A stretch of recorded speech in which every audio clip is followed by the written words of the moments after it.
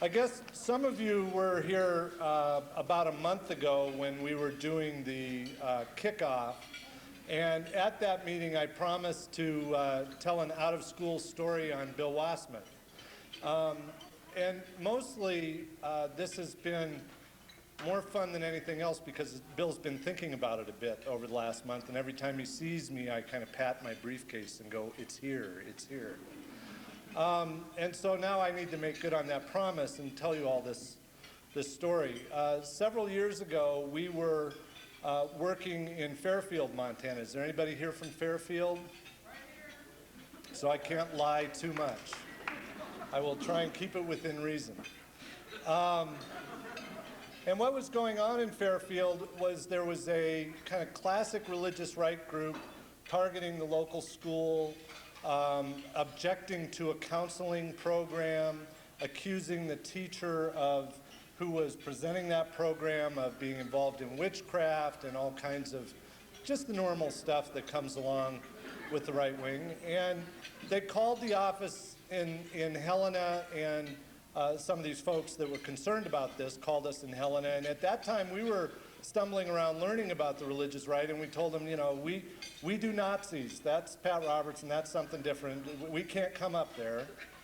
Got a call several weeks later, you know, this is really getting serious up here in Fairfield, can't you come up? And he said, no, we don't do that. It's a different thing. We understand it's serious, but it's not our gig.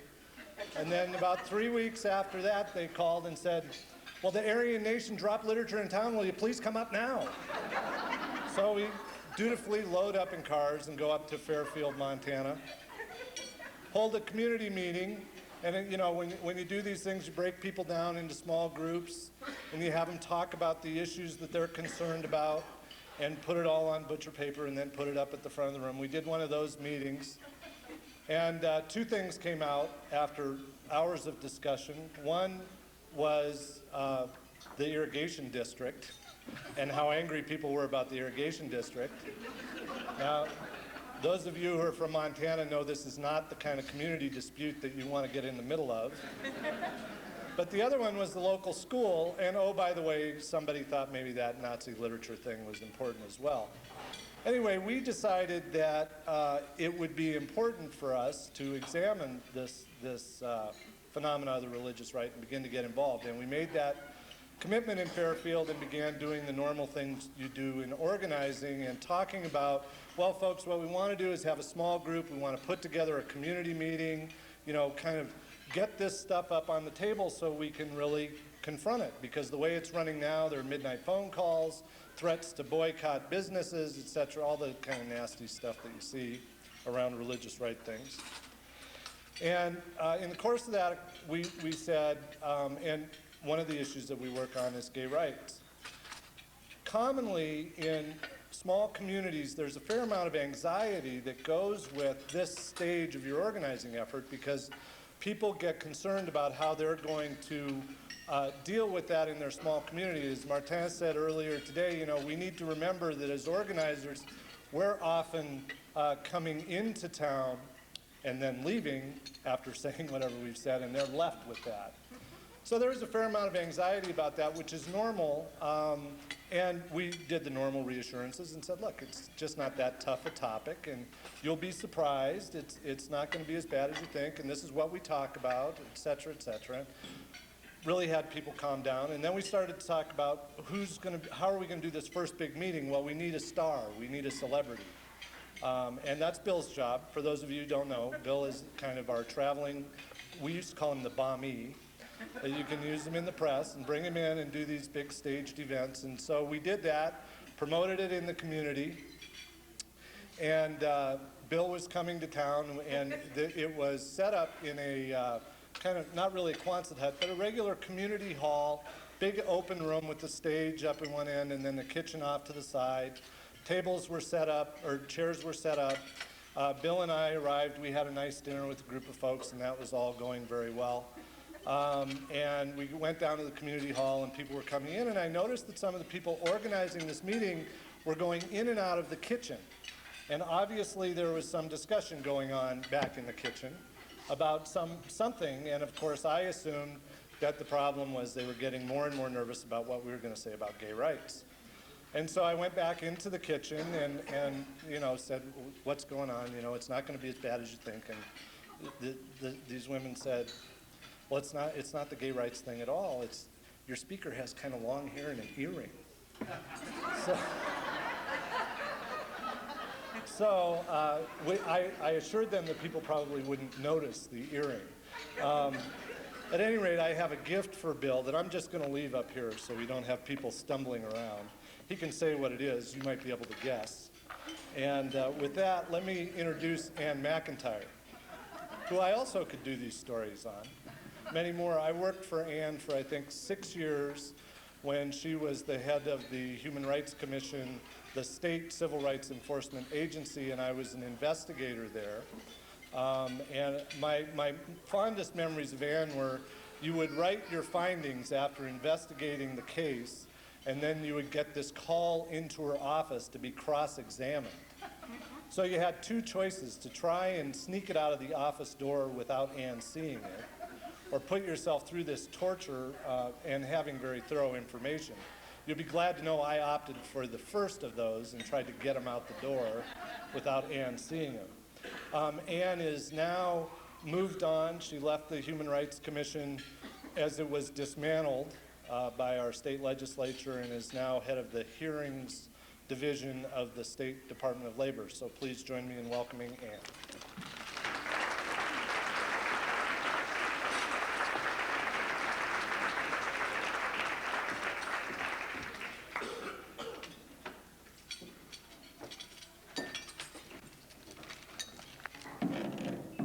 Good afternoon, everyone.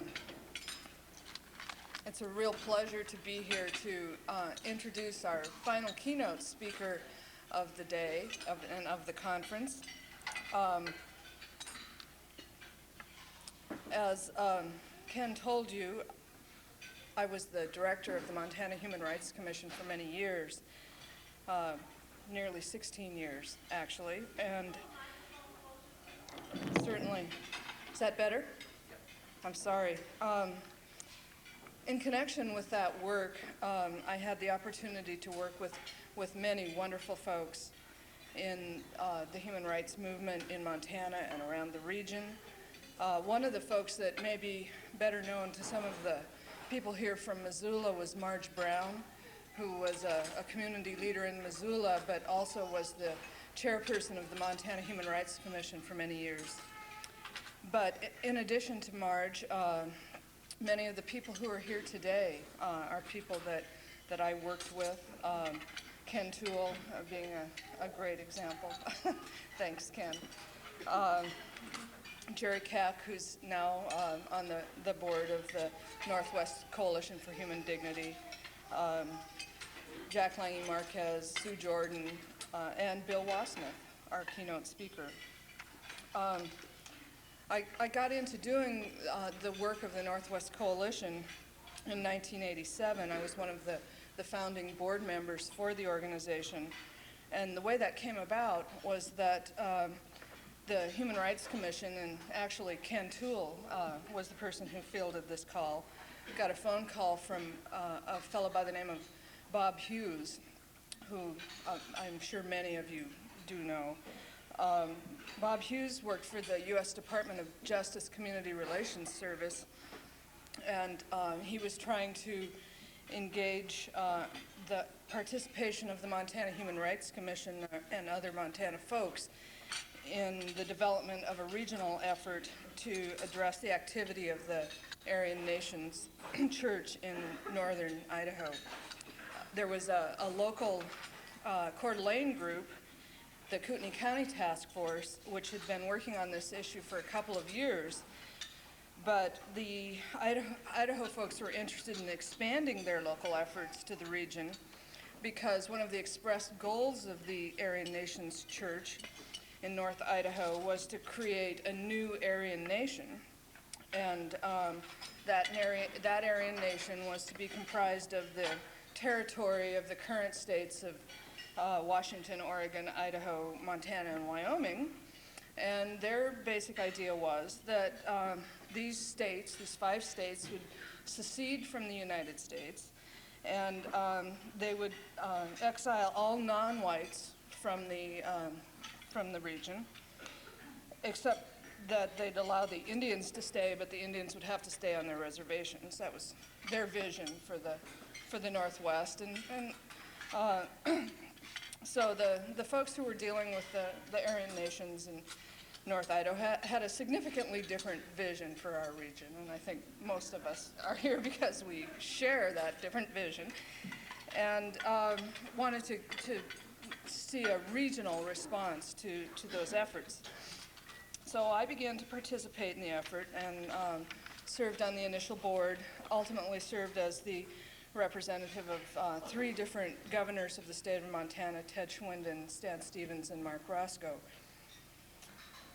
Bill Wassmuth was also very active in this whole effort from the beginning. He was a member of the Kootenai County Task Force and then of the original Northwest Coalition Board until he became the organization's first executive director. And as all of you know by now, this is Bill's last conference as our executive director, and I'd like to reflect for just a few moments on what his leadership has meant to this issue in this region.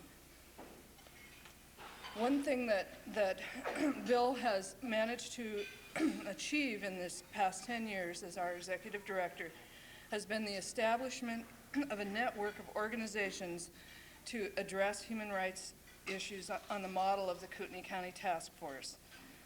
And that exists throughout the Northwest. And I don't want to suggest that this is something that Bill has done single-handedly or to diminish the participation of so many of you in the development of those community organizations.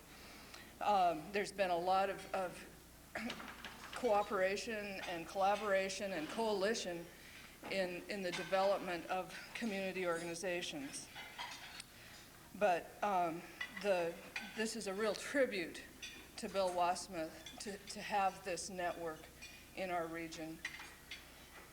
Bill has traveled tirelessly throughout the region to promote human rights task forces and community organizations.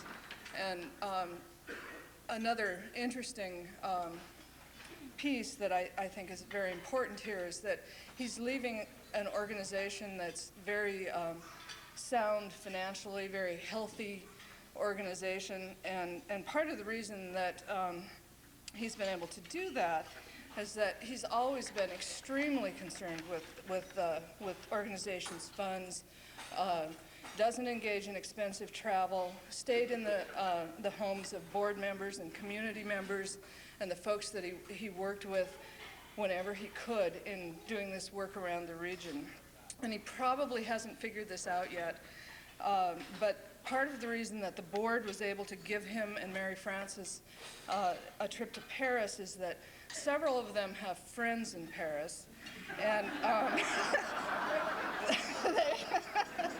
they've arranged through their local contacts for Bill and Mary Frances to be able to stay with friends and loan him a car so that he can, you know, as long as he can do these day trips with borrowed transportation, he'll be fine.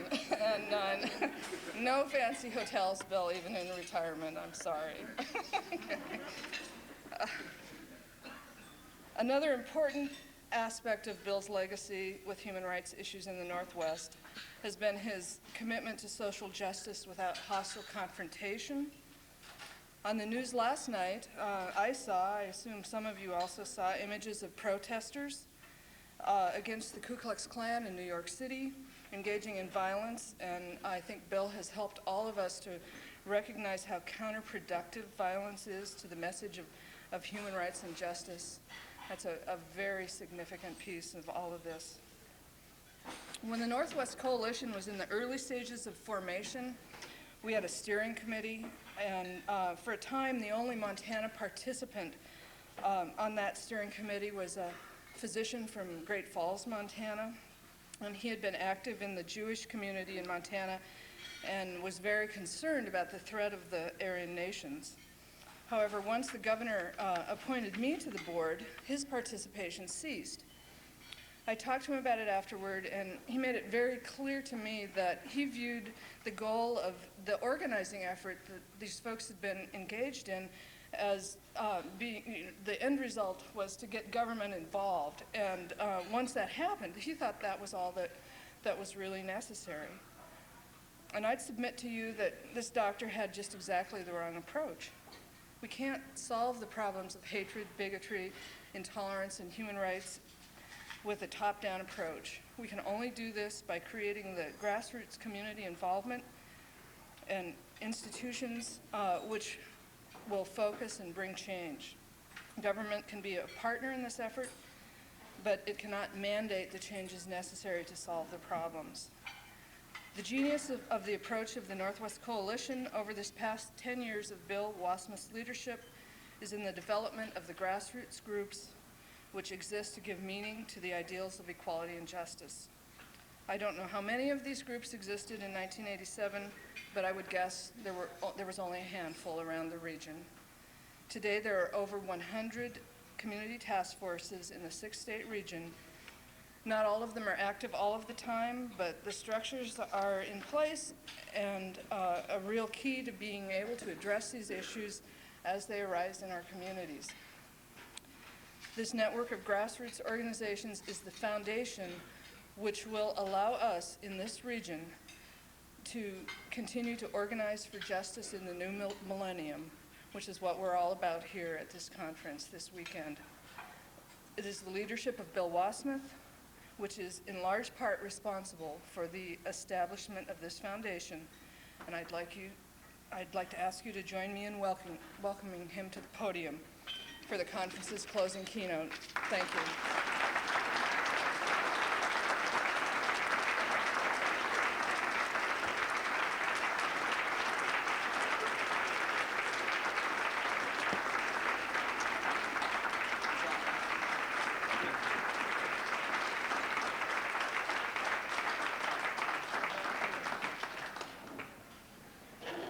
Thank you very much, Ann. Ken, thank you. New earrings, what a surprise. One of the disadvantages with what Ken did was, with his build-up to this whole thing for such a long period of time, is when you get to be my age, you forget what you did 15 years ago. And so I couldn't remember, frankly. So it didn't turn out to be quite as bad as he built it up to be, so that's good. If you need some reinforcement for the earring thing, talk to Marshall. Where'd Marshall go? Right there. Yes. He's giving me a bad time about the earring all along. You got one for both ears. Thanks, Ann, for that very, very nice introduction. I appreciate it. It's indeed a real honor to have the opportunity to speak to you. And I recognize that honor, and I recognize the privilege. When Zachary, who was on the staff of the Northwest Coalition Against Malicious Harassment and organized last year's conference, was beginning with the planning committee here this time and said that, we needed to have me do one of the keynote speeches, my response to it very quickly was, sure, you know that this year I'm free and next year I'll cost you. So, I want to again applaud Jim Parker and his steering committee and hope that you join me with that. They've done a wonderful job with this conference.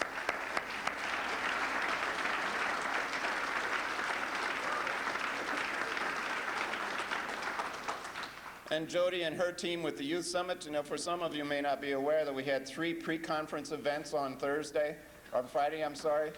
Jody and her team with the Youth Summit was one of those. Working with the youth and making this movement move forward is just crucial and essential. And so we appreciate, Jody, what you've done. The symposium that Eric leads, Eric and Lenny put the symposium together this time that brought the international group together. And the Indian Summit that Robin and Lee Slaney put together, Robin Wantak and Lee Slaney put together. Those kinds of events, pre-conference events, just all help enhance the work of the movement and enhance the value and the meaningfulness of our gathering together. And so everybody there deserves a round of applause and enthusiasm for it.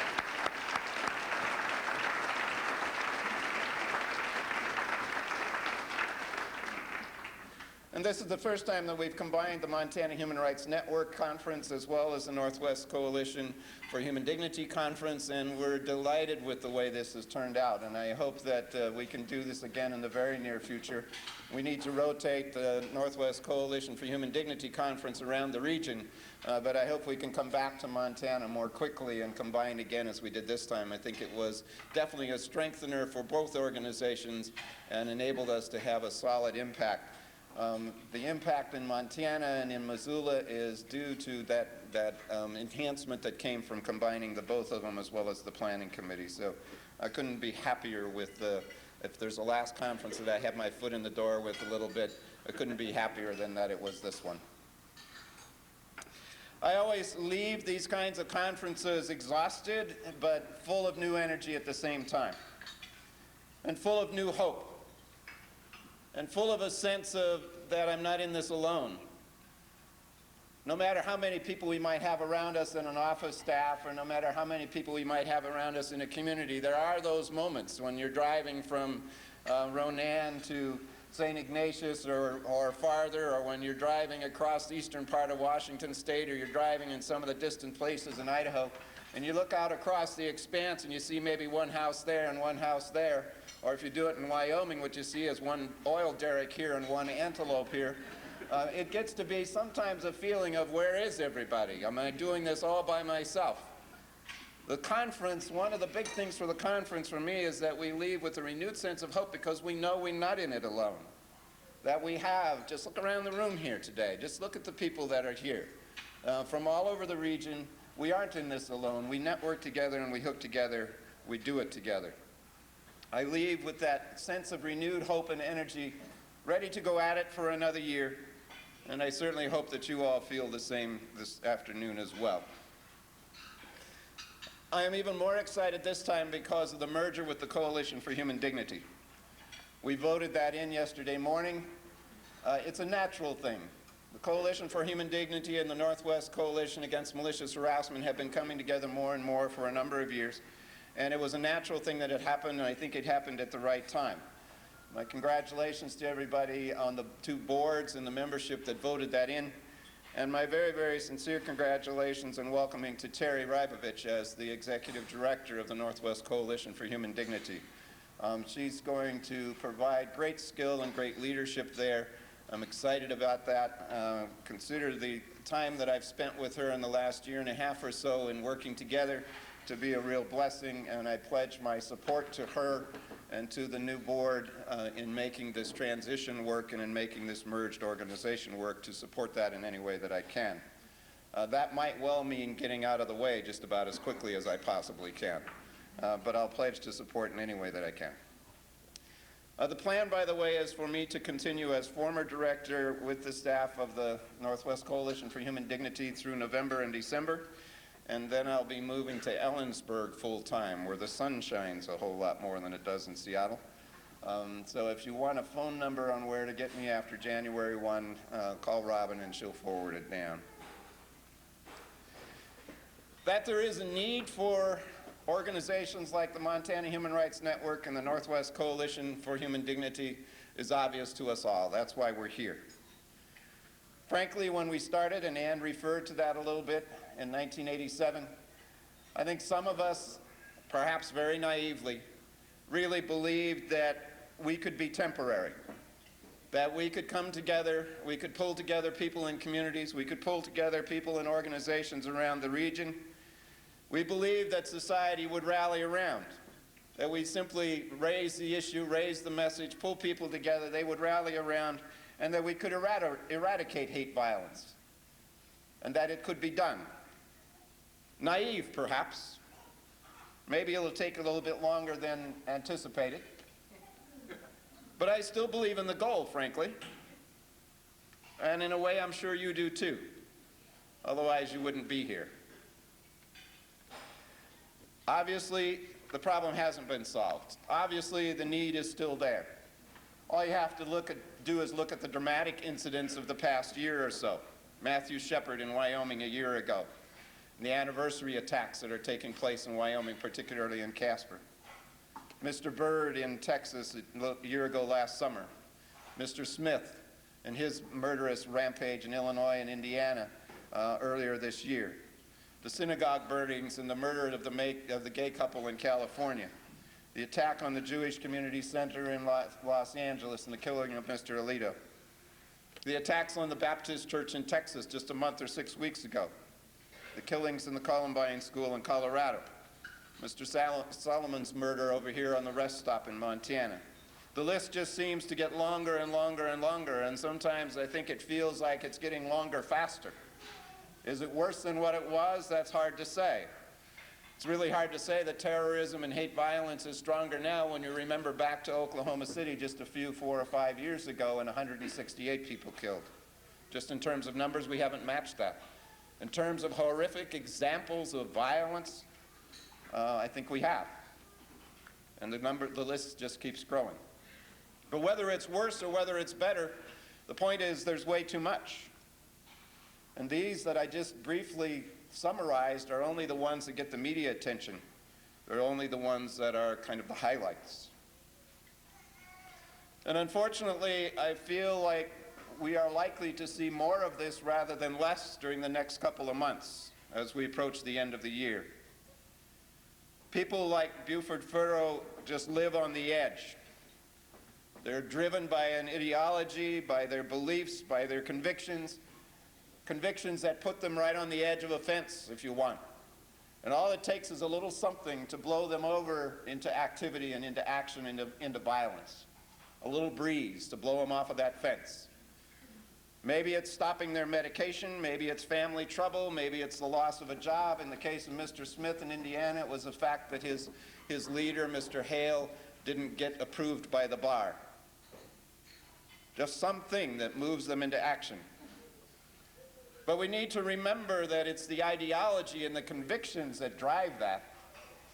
That's what really motivates them in the first place.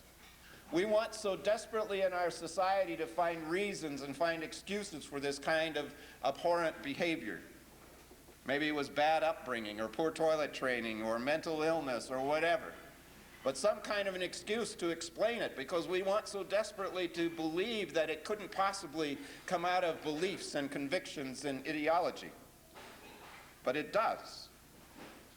The ideology is out there.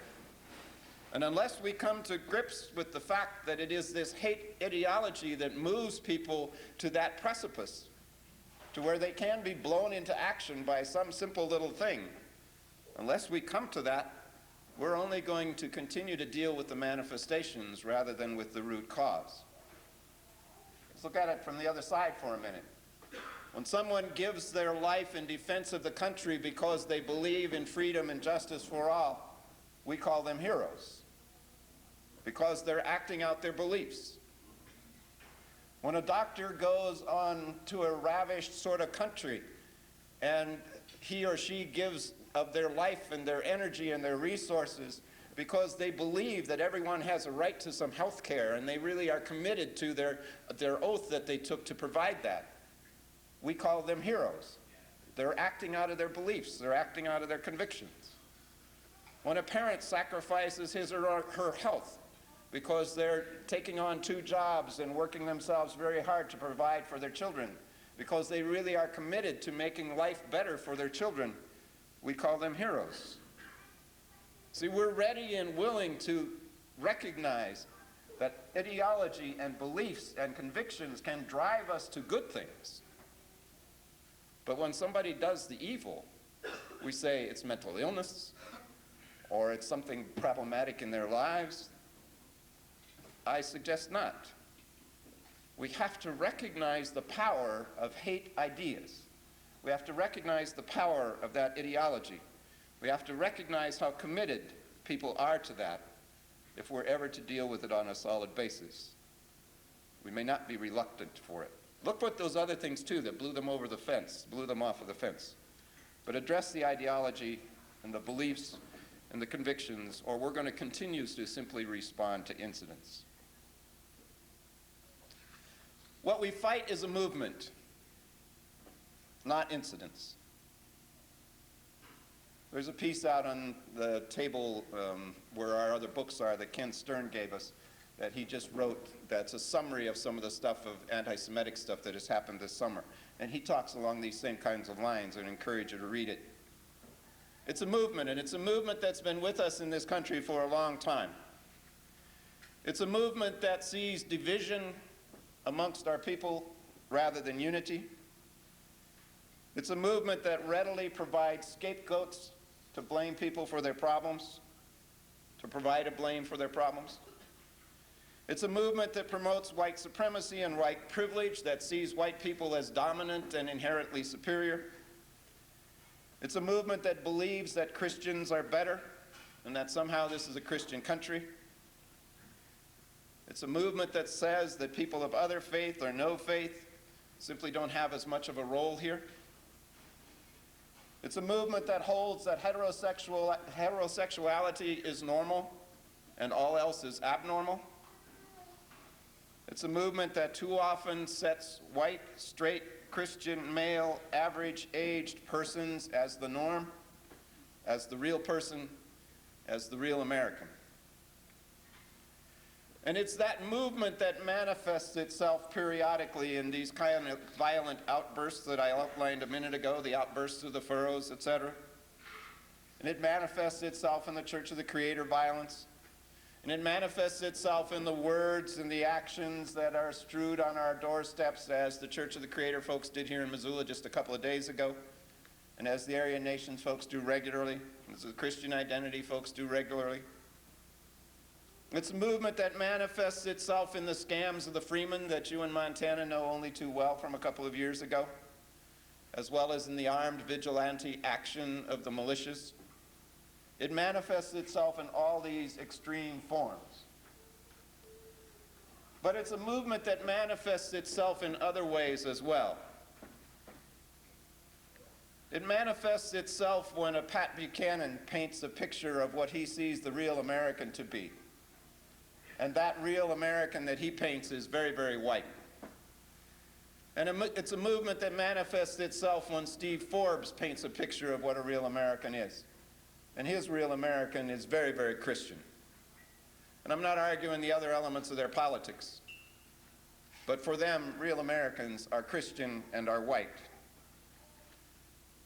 And it's a movement that manifests itself when somebody like Washington's Senator Slade Gorton paints a picture of a real American. And for him, it's anybody who does not have a treaty relationship with the U.S. government. It's a movement that manifests itself in the media as well. The media that in this last round of new shows on the 3 major prime networks, out of 26 new shows, I understand they do not have a single minority person in a lead role. This is what's led to some of the brownouts that's happening in action by people to counter some of the TV and the media. They're portraying as well, in a renewed kind of way perhaps, that the real American, the average American, is white. So in these subtle and sometimes not so subtle manifestations of white supremacy, we see the same expression of that movement, just in a different form, but it's the same movement as by the violent outbursts. And it's a movement of white supremacy that's manifested as well in institutionalized bigotry, in the attacks on affirmative action that are taking place, attacks that refuse to acknowledge that the playing field still is not even, in the attacks on Native American people, the rhetoric around the macaw whaling last summer. Only a small portion of that was in defense of the whale, unfortunately. A great deal of it was anti-Indian sentiment finding a new way to express itself. And too much of what goes on in Montana against the tribes is not really about water and property, as much as it is an opportunity to express anti-Indian bias and express this movement in a new way. The movement manifests itself in the attacks on immigrants, at least immigrants of a different color. Pat Buchanan again talks about immigration is okay as long as they're all like us, and he's pointing at himself. It's manifested in the attempt to overturn the Civil Rights Ordinance in Spokane that's coming up in this vote on this November the 2nd.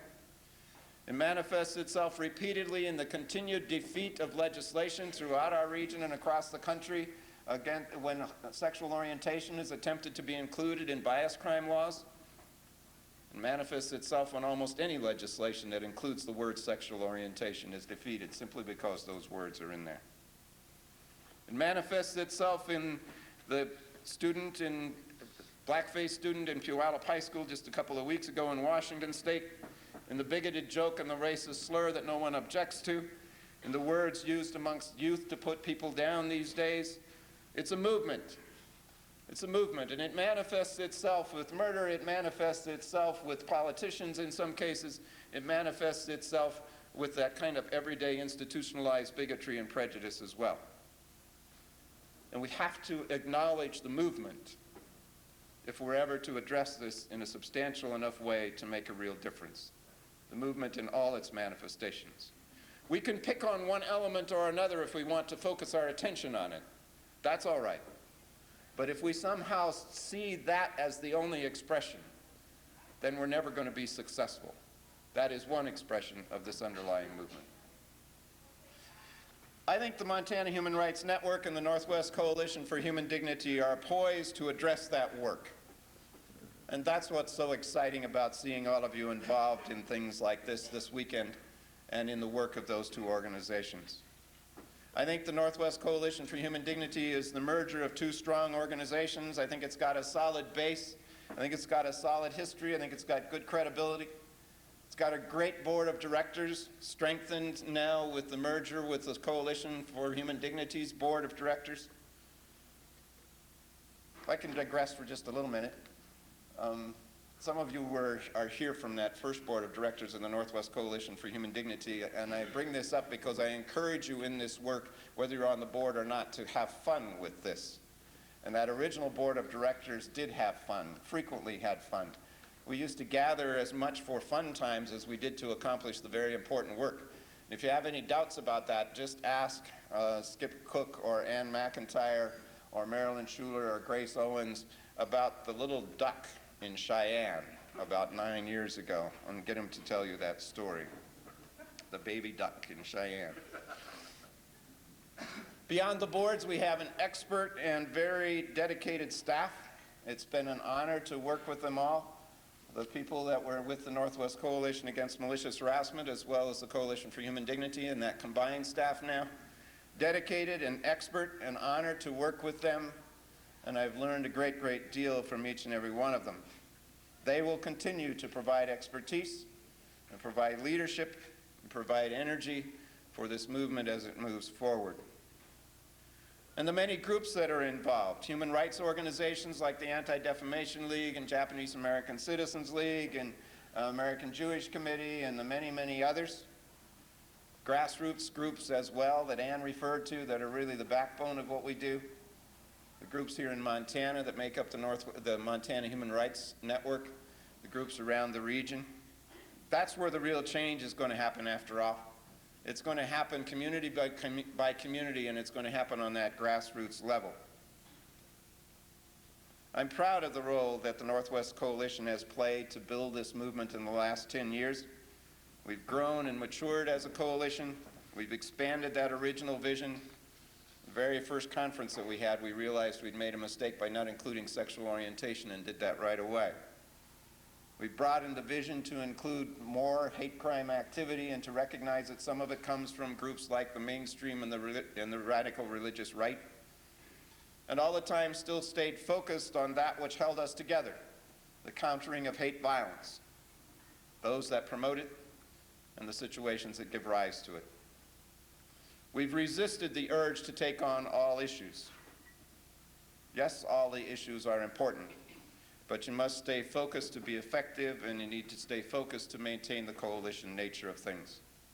All the issues are valuable, and yes, we must work within the whole field of human rights, and we must see what we do as a part of the human rights issue, and we must have that kind of breadth of vision. But we must have a specific focus if we're to maintain the coalition nature and if we're really to be effective. I think the Northwest Coalition for Human Dignity is ready to take on these issues into the next millennium, and I think it's going to be real exciting to see where it goes. So just what are we looking to? What's the future? More accurately, what do we want it to be? In 1989, in an interview, I predicted that George Bush would only serve one term as president. And ever since that's been a successful prediction, I figure that I'm a prophet without felt. And so I'm going to do some prophetizing here. I should also tell you, maybe warn you, that I am a product of the 60s and 70s. That's not anywhere close to the time that I was born. But my hopes and my dreams stem from that time. And I really still do believe in the dawning of the age of Aquarius. And if you don't know what that means, you simply weren't there in the 60s and 70s. I'll explain it as we're going along. Dawning of the age of Aquarius. I really do believe that we can make this world a better place.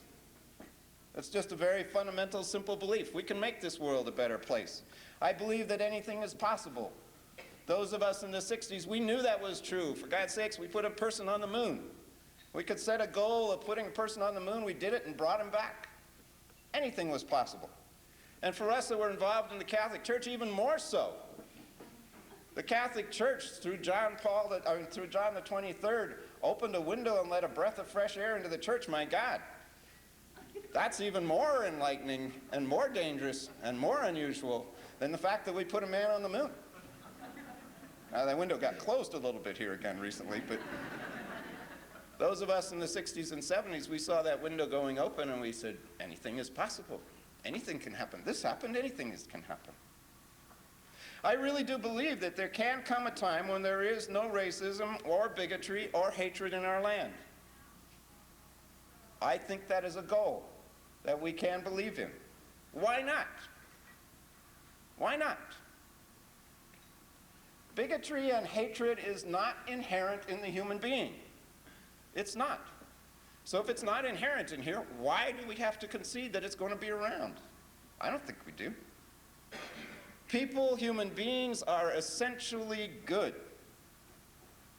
I simply do not believe that defeatism of the religious right that says that we are all somehow essentially evil and somehow essentially sinful and that we really can't help ourselves. I don't believe that. I don't believe original sin that some find in the scriptures. I believe original blessing. I believe that we can have justice for everyone and peace amongst peoples. I very much believe that we are in this together and that we can pull it off. I saw a poster one time that unfortunately I didn't buy, and I've regretted it ever since because I never saw it again, and I suspect the religious right pulled it. The poster was that picture of the Earth from the moon, you know, where it's like that blue marble out there in the dark of space. And the inscription underneath it was, said, as a quote, "Earth dwellers, this is God. Please vacate in 3 days. I have prospects for better tenants."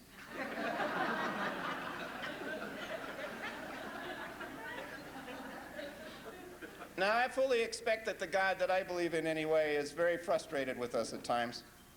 But I do not believe that God is in any way ready to give up on us yet, to evict us.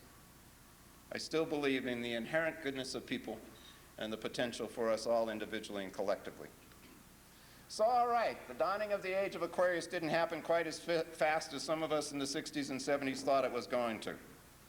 And so, all right, some of those dreams got submerged under the self-centeredness in the me generation and under the sense of doom and gloom and despair, again, that I think was all too often promoted by aspects of the fundamentalist right. And rather than being connected with nature, we continued to abuse it, dispensing easily with its blessings. James Watt, and some of you also won't remember him. James Watt was Secretary of the Interior for a while, and one of his famous sayings was, there really is no need to save the trees for the future generation because there won't be a future generation anyway. That was his resolution in terms of his belief system. And how different is that then from what we're trying to do now in debating, well, just how much electricity should we give up to save the salmon anyway? How much is saving the salmon, how much electricity are they really worth? And the trend for burning less fuel lost out to SUVs. And perhaps as the most symbolic of all action of our turning away from really caring for the planet and believing in the age of Aquarius and believing that we can make things better, perhaps the most symbolic action of them all was Ronald Reagan's taking the solar panels off of the White House and thrashing them. A gesture of defiance, I would suggest, at what was being done during some of the 60s and 70s. And rather than being connected as nations, we feel the tugs of a new nationalism and ethnic cleansing around the world. And rather than being connected as peoples, we experience the violence of hate and the divisiveness of racism and bigotry. And rather than being connected to the truth, we all too often mire ourselves in the illusions of TV and learn only the lessons that make us a bunch of money. And rather than being connected to the future with hope, we dread the future with despair, convinced somehow that it's all going to end anyway, and there really won't be one. And rather than working toward economic balance, we divide the rich and the poor in this country even more, and we widen the gaps between the developed and developing nations of the world.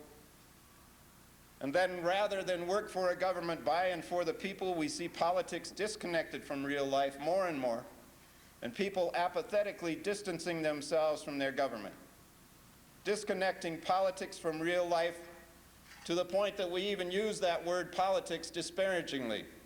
If we want to say something negative about something, we call it political, meaning it's worthless and problematic. And theologically, rather than being connected to each other in the spirit beyond, the religious right has emphasized the sinfulness of each person, resulting in separateness, aloneness, and spiritual isolation. Forgetting that scriptural mandate. How can you possibly love the God that you don't see if you don't love the neighbor that you do see? How can anyone say that they connect to God or to Jesus or to their spiritual being if they're not connected to their neighbor? It's absolutely contradictory. We have disconnected ourselves, I would suggest, even from life itself in some ways. Somehow thinking so contradictorily that we can make things right or teach others the value of life by killing people with the death penalty. And 80 or 90% of the people in the country believe that. We can tell you and teach you that killing is wrong by killing you. We have spent the last 2 decades, I suggest, disconnecting rather than connecting, stressing the ugliness of life rather than its beauty. All right, the age of Aquarius didn't quite turn out the way we dreamed and the way we planned. But I'm a true age of Aquarius 60 or 70 years person, and I'm not ready to throw in the towel. And I don't think you are either. And rather, I really do believe and I really think that the turn of the century is a crisis and not a crisis, is a very, very important time for us, climactic time for us. It's the coming of the millennium. I think that December 31st, 1999 holds a great pressure, has a great hold on people. It certainly does theologically for a lot of folks. It's doomsday, it's Armageddon, and all of that. And societally, those who use the Y2K thing have built it into something of massive paranoia. But all of us do it. All of us do it. Made certain dates meaningful in our lives. 50 is more important than 40 or 51 as a birthday. No reason, except we chose to do that. For me, it's going to be 60 is more important than the others. And so look what we're facing. Not only is it a 10 number, not only is it a 100 number, it's a 1,000 number. So if we put importance on a 50 or a 60 on our own birth age, I would suggest to you all, at least internally or deep down in our gut somehow, put very much importance on this turn of the century. It has hold on us. It is a big deal. For all of us, it's a big deal. For a paranoid person, it's a big deal because it provides much more addition to their paranoia. They can just lap it up. They can just pile it on, and they do. For most of us, it's going to be a great time of celebration. It's going to be the new hope, and it's the new beginnings of a new year, a new century, a new millennium. It's new beginnings. And that's the part I want to focus on as I conclude. I would like to hope and suggest that in those first days of January, year 2000, we all just take a big, deep breath and breathe a sigh of relief. The world didn't end. It didn't all collapse. Chaos didn't happen. All right, now we're here together in this world. Let's make it happen. Let's get to the task. Let's pull together. Let's start reconnecting some of those things that were disconnected in these last 2 decades. And if you don't want to look at it as going backwards and then just say, let's connect some of those things. Let's connect with nature. Let's connect with environment. Let's connect nation to nation. Let's connect with each other. Let's build bridges. Let's build coalitions. Let's build lines around us rather than through us. Let's focus again on the beauty that's in each one of us and that's around us. That's what we're about in the Montana Human Rights Network. That's what we're about in the Northwest Coalition for Human Dignity. We're building those connections. That was the vision of the founding boards of both of these organizations and CHDs as well. It was bringing people together. People that exemplified that diversity, people that were committed to building those bridges, people that were committed to building community. Build that network of organizations in the region. Focus on those groups. Collectively, we can get that job done. So what's needed to make this work? Organizationally, I've stressed over and over again, and I will do one more time, we need to continue to develop the coalition nature of the work. That doesn't just happen. It takes work. People have to be invited. They have to know that they're an important part of what's going on. They have to feel connected because they really are. That takes work. Building that kind of coalition doesn't just happen. And secondly, I am convinced that we need to continue to stress the grassroots focus. Some of the major foundations are telling us these days, perhaps you've heard this too, the major funding foundations are telling us that they're concerned that the civil rights movement in the United States has overly institutionalized itself. And in some cases, that's not bad. Becoming a part of the institution means you can really make changes within the institutional structure, and so that's not all bad. And when I go to some national meetings like the White House Conference on Hate, which was supposed to be gathering people from the grassroots throughout the country, I sat back for a while and looked at the crowd, and I went, there are way too many designer suits in here. Way too many. Mary Frances and my mother went with me to buy a suit, well, they bought it for me, to buy a suit so that I could go see the president. We call it my Go See the President suit. I thought we overspent on that one, and I was one of the cheapest suits in the room. Just a manifestation of the institutionalization of what's going on. That's not all bad. We can change the institutions with that. But what happens with that institutionalization is it leaves the grassroots behind. It moves it away from what's going on community by community. And we saw that again just recently in the Community Relations Service Justice Department's gathering in Washington, D.C. Same thing. They brought people there from Jasper, Texas to talk about how Jasper, Texas had responded to the civil rights movement. And everybody there paid them very nice, humble accord. But if you talked to them afterwards, they went, well, that was nice in Jasper. But it was grassroots, and everybody else was working on a different kind of level.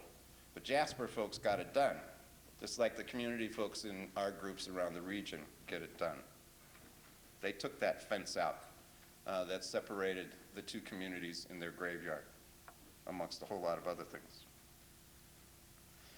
We leave the grassroots out if we over-institutionalize, and we leave youth out. And neither of those can we afford.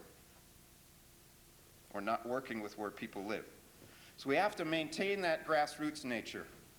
Build coalitions, keep it grassroots. Individually, what do we need to do to make it happen? I don't know how many of you are familiar with the Giraffe Project, but it recognizes people that stick their necks out for a common good. Giraffe, stick your necks out. But here's the words that they do when they honor people that way. we honor so-and-so, whose courageous actions illumine all our lives, making manifest the truth that people who believe in themselves and care for others can meet any challenge that life presents. Those are the two things. People who believe in themselves and care for others. And notice the order. People who believe in themselves. Isn't that why we shy away from so many challenges so often, is we don't really believe in ourselves enough? Isn't that why there's so much hatred, lack of confidence in themselves that leads them to find somebody else that they can push down below? Believe in ourselves and take care of ourselves. Taking care of ourselves doesn't mean being self-centered. It means taking care of ourselves.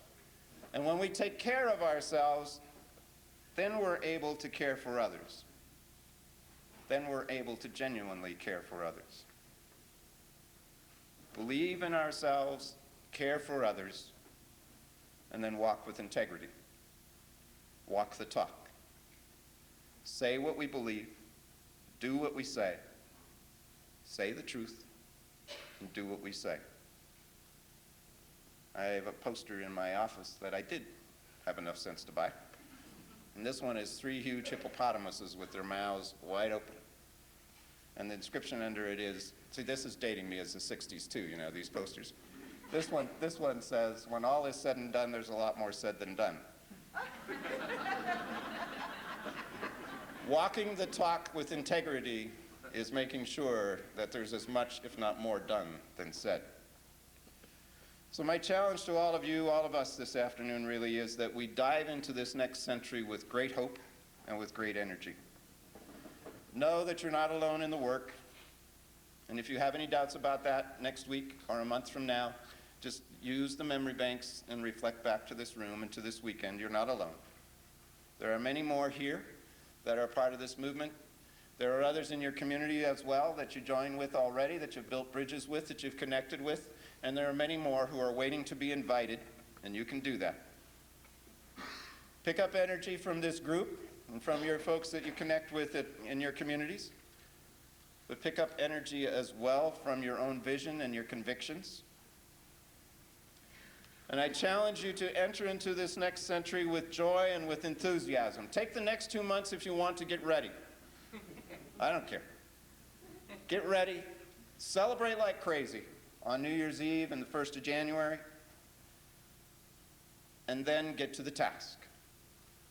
This isn't a New Year's resolution we're into. This is a new millennium resolution we're into. Let's work for the dawning of the age of Aquarius, or whatever imagery or words you want to use there. If you're not a 60s person, whatever imagery you want to use, I don't care. But have that belief that we can make the world a better place and be committed to doing it. Let's connect with our brothers and our sisters across racial, religious, sexual orientation, gender, all other kinds of lines. And let's connect to the point where we can crowd out hatred and bigotry and racism. Let's connect government and our people again. It is our government after all. And the bumper sticker that says, "I love my country, it's the government I can't stand," is really saying more about the unwillingness of the driver of that pickup truck to work to change things for the better than it is saying about our government, I would suggest. Let's connect with our planet. It's a small thing. We have to, all 6 billion of us that are here now, live gently on it. Live gently on it. Live simply so that all the rest of the 6 billion people can live as well, can simply live. Let's connect with other nations. This is United Nations Day, appropriately so. Let's connect with other nations. Hope knows no borders or boundaries. Caring knows no borders. This is one world. Let's stop trying to divide it up. It's one world. It makes absolutely no sense to work hard at keeping some in and some out. Of what? Of the world? If you need somebody, by the way, who really understands some of this international stuff, Skip Cook. Hand, Skip. Yeah, I just say I have one of our students from Russia here today. See, there you go. What did I say? Natasha. Stand up. There you go.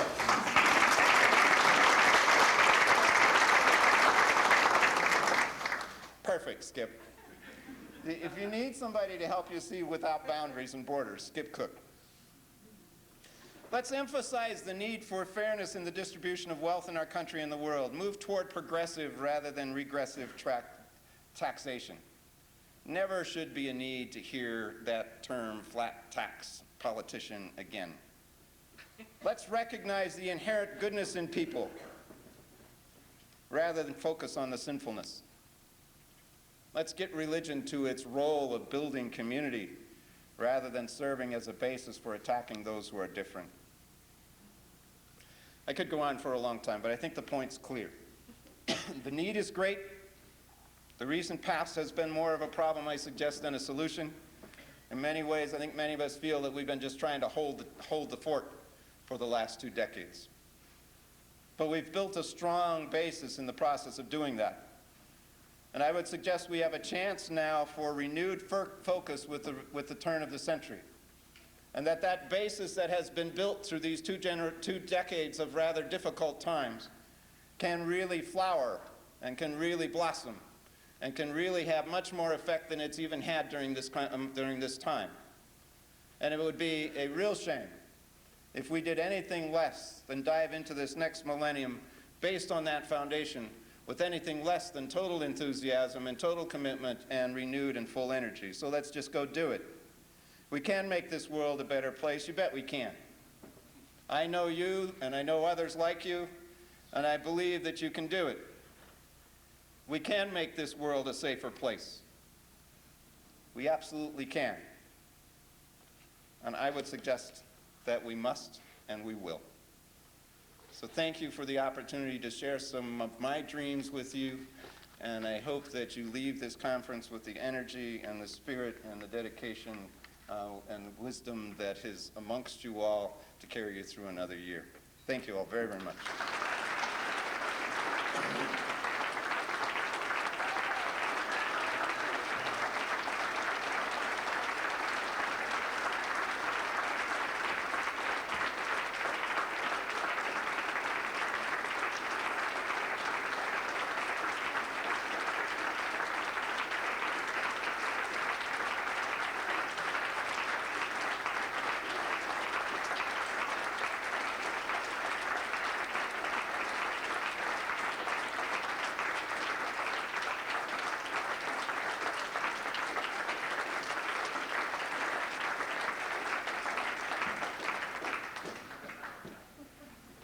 I get to stop the applause, huh? Yeah. Bill starts pointing.